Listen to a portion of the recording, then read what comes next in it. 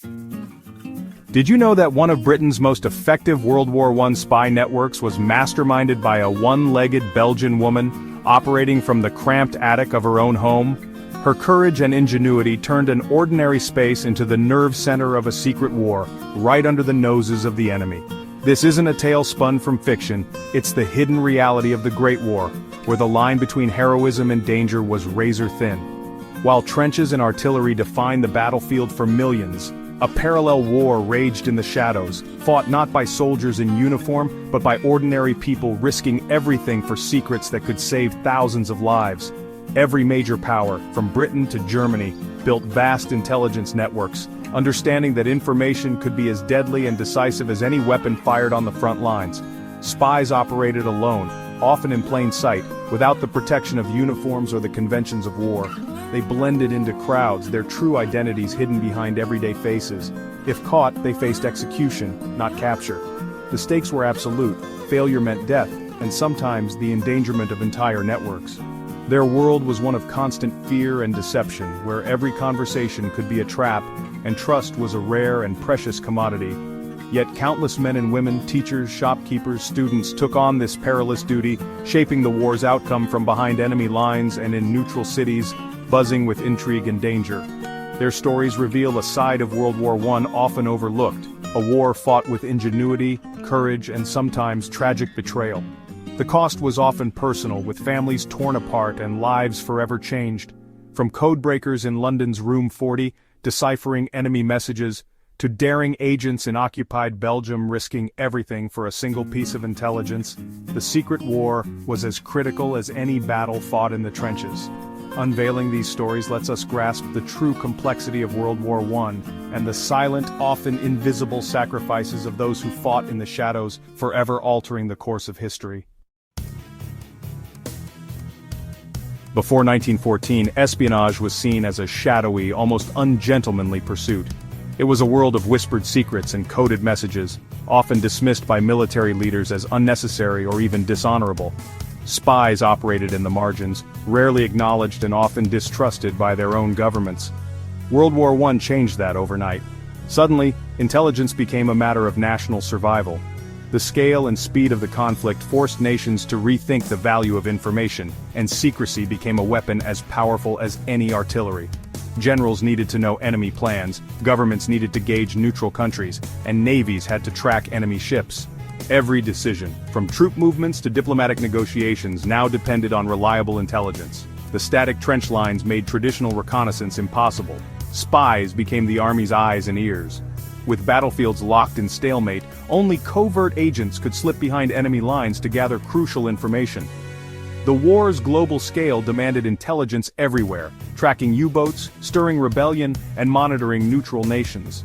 From the Atlantic to the Middle East, the need for information stretched across continents and oceans.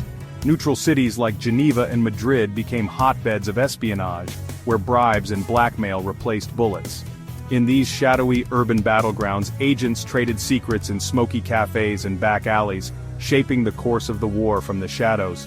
This urgency led to the rapid creation of official agencies: Britain's MI5 and MI6, Germany's Abteilung der DB, France's Deuxième Bureau. These organizations were tasked with coordinating the vast and growing world of wartime espionage. These organizations recruited, trained, and managed agents, turning scraps of information into actionable intelligence.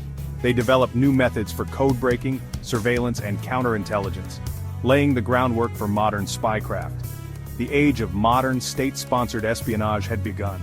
Intelligence was no longer an afterthought, it was now a central pillar of military strategy and national defense. The secret war was now as organized and as vital as the armies in the field. Behind every battle, a hidden struggle for information raged, shaping the outcome of World War I in ways the world had never seen before. World War I spies didn't have gadgets like in the movies, but their ingenuity was unmatched.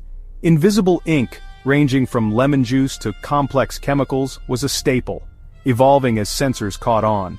Concealment was key: messages hidden in shaving brushes, fountain pens, shoe heels, or even knitted into scarves. Dead drops, secret locations for passing messages, kept agents from meeting face to face, adding a layer of security. Miniature cameras, sometimes disguised as matchboxes or pocket watches, allowed spies to photograph documents and installations. Carrier pigeons and memorized codes were used when technology failed. Every tool, from rice paper to hollowed-out loaves of bread, was a weapon in the Shadow War. These simple yet clever devices let ordinary people gather extraordinary secrets. The spy's toolkit was a testament to creativity under pressure. In the world of espionage, wits and improvisation were as vital as any weapon. While field agents risked their lives, another war raged in quiet rooms, the battle of codes and ciphers. Military messages were encrypted, but both sides' unbreakable codes fell to relentless codebreakers. Britain's Room 40, staffed by linguists and academics, became legendary after acquiring a German codebook from a sunken cruiser. With it, they read German naval communications, giving the Royal Navy a decisive edge. The work was painstaking, analyzing endless strings of letters, searching for patterns, and using frequency analysis. Their breakthroughs led to victories like Dogger Bank and helped avert disaster at Jutland. The Germans never realized their secrets were exposed. The intellectual battle in Room 40 was as crucial as any fought at sea. Codebreakers proved that wars could be won with brains as well as bullets. Madari, born Margaretha Zell, was the most infamous spy of World War I, but her story is more tragedy than triumph. Her name became synonymous with seduction and intrigue, yet beneath the surface was a woman caught in the crossfire of history. A Dutch citizen and famed Parisian dancer, she dazzled audiences with her exotic performances and mingled with powerful men from both sides of the conflict, making her a tempting recruit for German intelligence. Her charm and beauty opened doors to the highest circles of society, where secrets were currency. In 1916 she accepted German money to spy, but her reports were mostly gossip. She was more interested in luxury than loyalty. Madari lived for the thrill of the stage and the comforts of wealth, not the shadowy world of espionage. She also offered her services to the French, possibly as a double agent or simply for profit. Her shifting allegiances made her both valuable and dangerous, but also deeply mistrusted by all sides. French intelligence, suspicious of her motives and activities, set a trap to catch her in the act. They intercepted German messages, using a code they'd already broken, identifying her as Agent H-21. This evidence, though circumstantial, sealed her fate in the eyes of the authorities. Madari was arrested, tried and executed in 1917, though the evidence was thin. Her trial was a spectacle, and her fate was decided more by public opinion and wartime paranoia than by proof. Some believe the Germans sacrificed her to protect real agents. Others say France needed a scapegoat to show they were tough on spies. The truth remains shrouded in mystery and debate. Her story is a cautionary tale of the dangers and injustices of wartime espionage, where suspicion alone could mean a death sentence. Madari remains a symbol of glamour, betrayal, and the deadly stakes of the secret war. Her life and death continue to inspire books, films, and debate about the true cost of secrets. In the end, her legend outlived her actual impact as a spy, reminding us how myth can overshadow reality in the fog of war. In contrast to Madari, Louise Debet was a true hero of the secret war. A French governess in German-occupied Lille, she began by helping Allied soldiers escape, then built the formidable Alice network for British intelligence.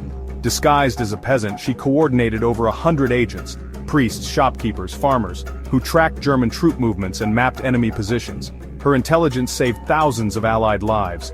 Louise smuggled reports across borders, hidden in shoes or bread, always one step ahead of German patrols. Eventually betrayed and arrested, she refused to reveal her network, enduring harsh imprisonment. She died in captivity just before the war's end, her health broken but her secrets intact. Louise Debet remains a symbol of civilian courage and the power of resistance. Her legacy is one of quiet, unwavering bravery. No intelligence coup changed World War I more than the Zimmerman telegram. In 1917, Germany's secret message proposed a military alliance with Mexico if the US entered the war, offering to return Texas, New Mexico, and Arizona.